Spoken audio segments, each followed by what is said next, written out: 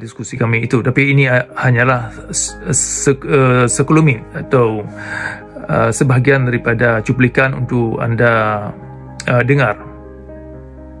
Kalau boleh, karena saya ini tamu di sini dalam Komal ini, saya tamu.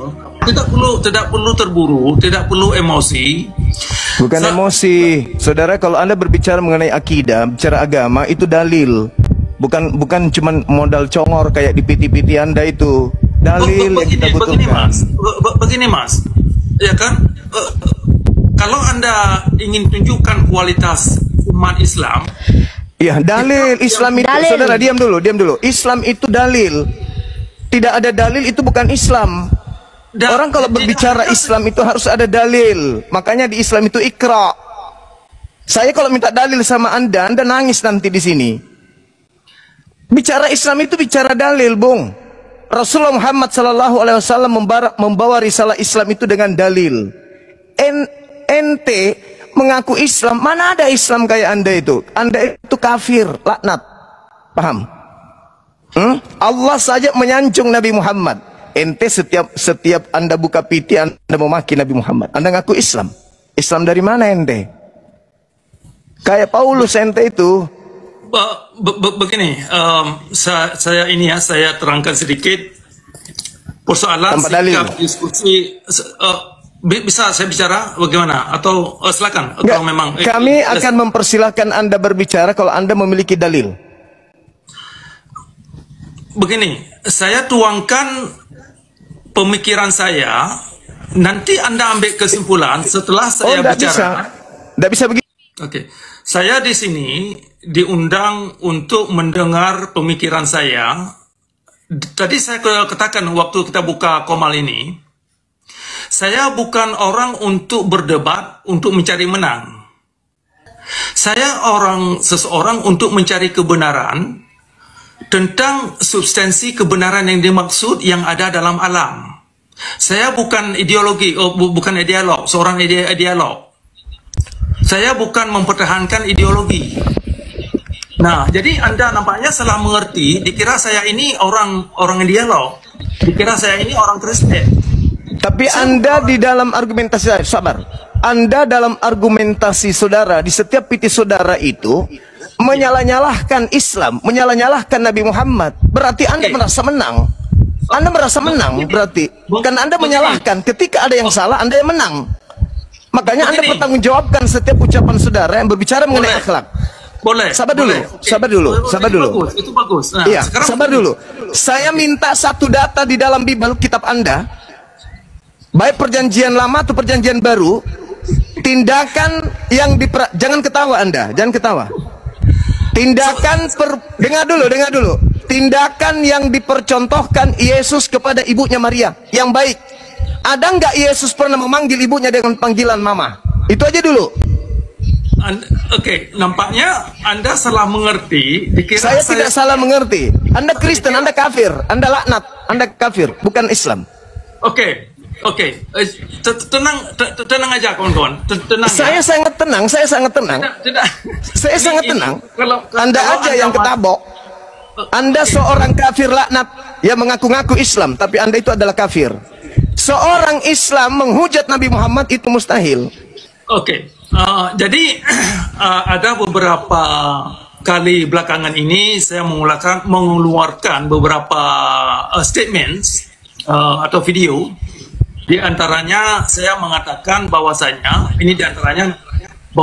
penegakan syariat Islam sesungguhnya adalah penegakan kezaliman Nabi Muhammad dalam beragama. Itu satu. Nah, itu fitnah. Mana contohnya? Anda memfitnah, Anda menghina itu. Tenang dulu. Jadi ini saya terangkan. Coba sabar dulu, tidak perlu buru-buru Mas. Coba mana dalilnya? Coba. Yang Anda katakan sebagai landasan kezaliman dalam bersyariat. Tenang dulu, tidak perlu tenang dulu, dengar dulu. Coba sabar, coba memiliki kesabaran. Coba Anda berbicara pakai dalil. Berbicara pakai dalil. Nah, itu adalah bagian daripada diskusi kami. Jadi pada ini saya ingin menerangkan tentang topik yang dipilih yang telah kami setujukan, yaitu persoalan kelayakan Al-Quran. Ya kan, kenapa kelayakan Al-Quran ini dipertanyakan sebagai petunjuk. Nah, jadi dalam kesempatan ini ringkas dulu, nanti karena ini bisa panjang dan perlu beberapa diskusi untuk kita terangkan persoalan kelayakan Al-Quran. Nah, saya kasih beberapa sendi pemikiran dan anda-anda ini perlu mengkaji sendiri. Ya kan, perlu proaktif untuk mengkaji sendiri, untuk melakukan introspeksi, untuk melakukan meditasi atau renungan tentang apa-apa yang saya paparkan di sini. Nah, kenapa Al-Quran, kenapa kelayakan Al-Quran sebagai petunjuk dipertanyakan? Karena yang kita lihat umumnya orang Islam yang tenggelam dalam syariat Islam ini sudah termasuk ulama, sudah termasuk tokoh-tokoh agama, seperti mereka para pemimpin-pemimpin pesantren. Ini sudah termasuk ya orang-orang biasa. Nah, jadi semakin tenggelam umat Islam dalam syariat Islam, semakin zalim mereka jadinya, semakin sadis, semakin seram. Nah, kenapa demikian? Karena penegakan syariat Islam sesungguhnya adalah penegakan kezaliman Nabi Muhammad dalam beragama. Nah, kenapa penegakan syariat Islam melambangkan kezaliman, melambangkan kezaliman Nabi Muhammad dalam beragama? Ya, karena yang dipamerkan oleh masyarakat atau yang dipamerkan oleh kaum ulama, ya itulah sikap-sikap Nabi Muhammad. Makanya kaum ulama itu sendiri mengklaim dirinya sebagai pewaris Nabi atau warasatul anbiya. Nah, jadi apa saja yang ulama pamerkan kepada publik, ya itu melambangkan perangai Nabi Muhammad. Nah, jadi kalau kezaliman syariat Islam yang kaum ulama pamerkan kepada publik, maka yang mereka pamerkan sesungguhnya adalah kezaliman Nabi Muhammad dalam beragama. Nah, jadi antara dua unsur ini, perlakuan kaum ulama dan masyarakat Islam dalam menegakkan syariat Islam yang zalim dengan perlakuan Nabi Muhammad yang zalim dalam beragama adalah dua dimensi yang tidak bisa dipisahkan. Nah, ini perlu digarisbawahi, perlu dicatat. Ya kan? Nah, jadi itu kondisi di lapangan. Sehingga umat Islam secara kolektif terpuruk. Dengan adanya syariat Islam, membuat agama Islam ini bahaya. Bahaya terhadap diri kita sendiri dan orang banyak. Karena efek kezaliman yang dilakukan atau yang terjadi dalam perlakuan syariat Islam ini tidak hanya dirasakan oleh orang-orang Muslim lokal, tetapi masyarakat luas, masyarakat dunia, tidak hanya pada satu provinsi tetapi merembet ke provinsi-provinsi lain dan ke negara-negara lain. Nah, jadi korban syariat Islam itu, korban utama adalah masyarakat Islam itu sendiri, terutama kaum wanita. Nah, kaum wanita ini diperbudak, ya sama juga dengan orang laki-laki, cuman mungkin beda dimensi, tetapi manusia orang Islam ini diperbudak. Makanya dalam hal ini umat Islam tidak bisa keluar daripada apa yang telah digariskan oleh aturan agama. Nah, alasannya itu aturan. Nah, jadi perlu Anda mengerti bahwasanya aturan agama Islam sesungguhnya adalah aturan-aturan Islam yang mafia. Nah, dengan kata lain, syariat Islam sesungguhnya adalah dimensi-dimensi aturan dalam hal ini agama Islam yang mafia atau agama mafia. Nah, jadi beginilah kondisi umat Islam yang kita lihat sekarang ini. yang perlu perhatian kita semua untuk mengkaji kembali persoalan apakah itu tujuan Al-Quran. Nah, jadi kembali kepada kelayakan Al-Quran. Kenapa Al-Quran ini kelayakannya tidak ada kelayakan ketika disatukan dengan hadis? Ya, karena terjadinya syariat Islam. Nah, ketika Al-Quran ini disatukan dengan hadis, Al-Quran ini tidak layak lagi sebagai petunjuk. Al-Quran ini tidak lagi bisa memberi pencerahan kepada umat. Makanya umat Islam hanya bisa menghafal, itu aja. Dan dibaca ketika sembahyang, ketika orang meninggal, itu sebatas itu. Tidak mencerahkan mereka, tidak membawa mereka kepada peradaban yang maju mulia, yang kreatif dan produktif. Nah, jadi ada sejumlah ayat-ayat Al-Quran yang digunakan oleh kaum ulama diperuntukkan untuk menegakkan syariat Islam. Sedangkan syariat Islam itu sendiri adalah cara-cara kezaliman dalam beragama yang diterangkan atau yang disinyalir oleh Nabi Muhammad, yang diterangkan oleh para penulis hadis atau para penulis tafsir, Asbabun Nuzul dan Sirah Muhammad dan pendapat-pendapat mazhab, ya, termasuk di dalamnya yang sangat dijagokan oleh umat Islam adalah Imam Al-Ghazali. Nah, makanya ketika Al-Quran ini dibalut oleh hadis atau di bawah payung hadis, Al-Quran ini tidak layak lagi sebagai petunjuk. Malah Al-Quran ini bisa merusak diri. Nah, jadi ada sejumlah ayat yang diterangkan oleh tokoh agama yang diperuntukkan untuk menegakkan syariat Islam. Misalkan ayat 216 surah Al-Baqarah, kemudian ayat 191 surah Al-Baqarah, kemudian ayat 12 dari surah Al-Anfal, kemudian ayat 29 dan ayat 23 dari surah At-Taubah, kemudian ayat 6 dari surah Al-Bayyinah, dan banyak ayat-ayat yang lain yang diterjemahkan oleh para tokoh agama khusus untuk menjustifikasikan kezaliman dalam beragama melalui syariat Islam, ya, dengan membawa nama Tuhan atas nama Tuhan yang sering disebut dengan hukum Islam. Nah, ketika Al-Quran ini dalam dimensi demikian, maka Al-Quran ini tidak layak lagi sebagai petunjuk. Nah, malah bisa merusak diri. Nah, itulah di antara poin-poin yang ingin saya sampaikan kepada kawan-kawan dalam Qamal itu yang perlu dimengerti. Nah, karena ini bahan sangat luas dan perlu kita pertajamkan, dan banyak dimensi-dimensi lain yang terkait dengan Al-Quran. Kenapa Al-Quran ini ketika disatukan dengan hadis, Al-Quran ini terracuni, ya kan? Al-Quran ini terracuni sehingga umat yang ingin mendapatkan satu petunjuk dari Al-Quran, mereka tidak mendapat petunjuk karena Al-Quran itu sudah berubah wujudnya kepada materi-materi yang tidak lagi mencerminkan prinsip-prinsip alam.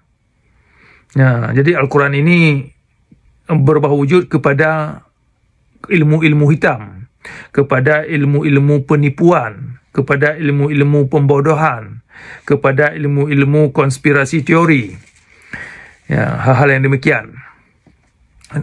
Nah, oleh karenanya saya sarankan, karena itu adalah kondisi yang tidak bisa dinafikan, maka harus ada jalan keluar. Bagaimana sebaiknya pembaca Al-Quran itu membaca Al-Quran sehingga yang dibaca itu bermanfaat bagi dirinya dan juga bagi orang banyak. Ya kan?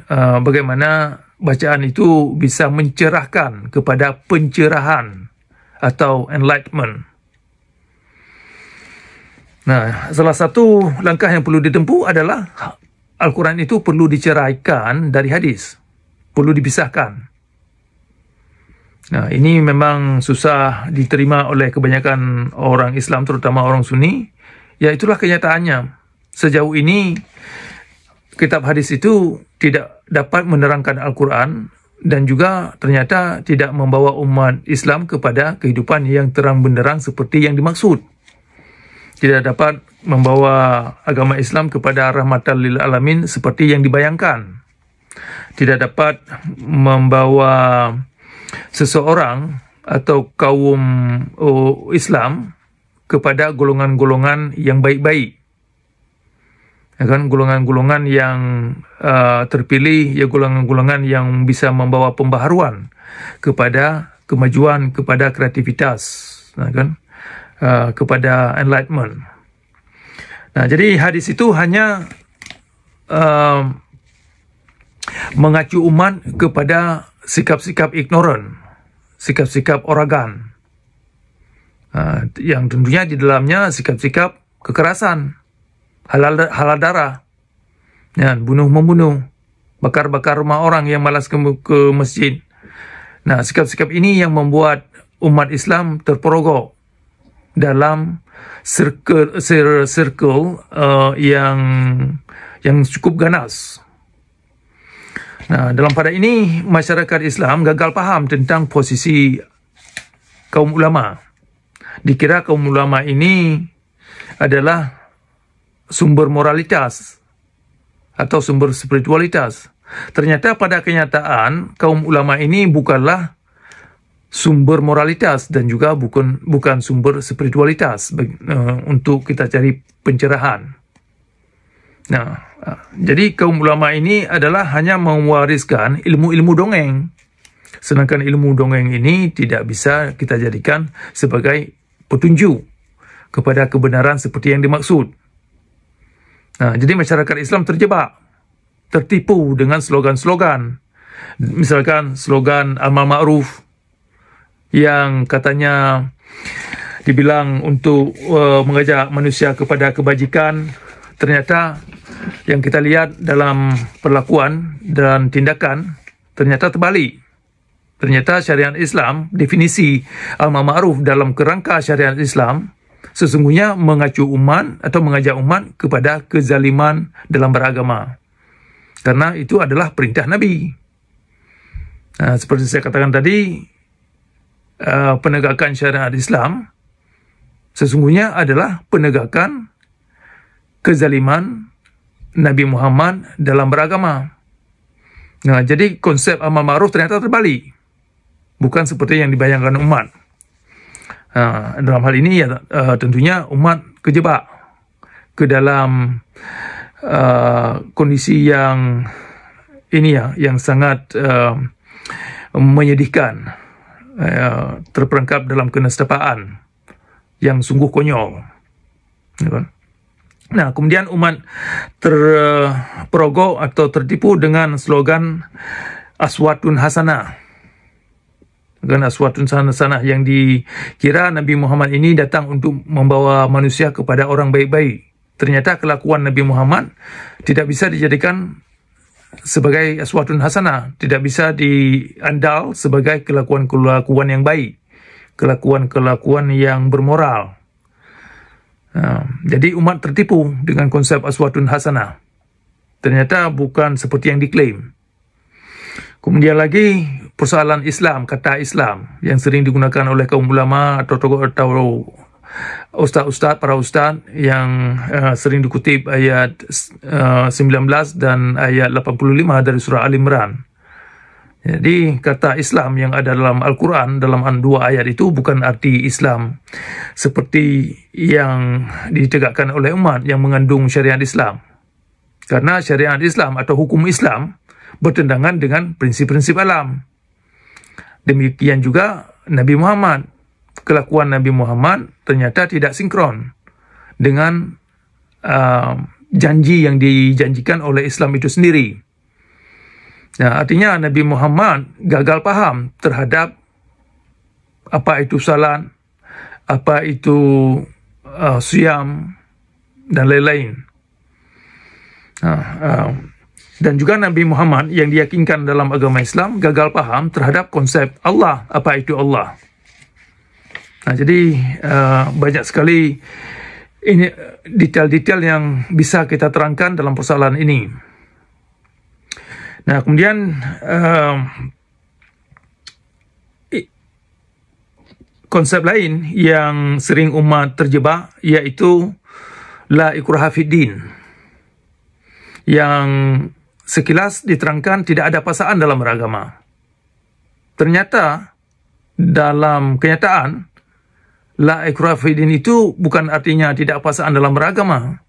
La ikraha fid din artinya harus dipaksa, harus tunduk kepada aturan agama, yaitu aturan syariat Islam. Jadi tidak konsep la ikraha fid din ternyata hanya semu, hanya penipuan, hanya digunakan sebagai perangkap, sebagai pancingan belaka. Dalam hal ini orang-orang yang masuk Islam, para mualaf atau converts, ya tertipu, ya kan? Nah, itu adalah di antara konsep-konsep yang terbalik di dalam koridor syariat Islam. Makanya banyak hal yang perlu kita pikirkan. Ternyata ketika Al-Quran ini dipayungi oleh syariat Islam yang difondasikan, akan underpinning